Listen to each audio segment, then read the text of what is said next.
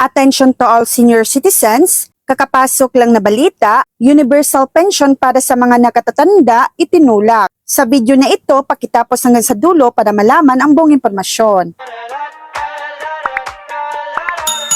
Nais ni Pampanga 1st District, Rep. Carmelo Lazatin Jr. na ang lahat ng mga Filipino senior citizens ay makakatanggap ng Universal Social Pension na nagkakahalaga ng 2,000 pesos kada buwan. Ano man ang kanilang kita, katayuang sibil, kalagayan sa kalusugan o paninirahan. Inihain ni Lazatin ang House Bill number 5068 na kilala rin bilang Universal Social Pension for Senior Citizens Act. Kung maipasa, ito ay ipapatupad sa pamamagitan ng Department of Social Welfare and Development sa pakikipag-ugnayan sa National Commission of Senior Citizens. Ang Department of the Interior and Local Government at ang Land Bank of the Philippines ay dapat ding itap para sa pagtatag ng database ng mga benepisyaryo at ang mga mekanismo ng pagbabayad. Ang halaga ng social pension ay dapat otomatikong iakma batay sa Consumer Price Index na tutukuyin ng Department of Budget and Management. Palaging itinataguyod ni Lazatin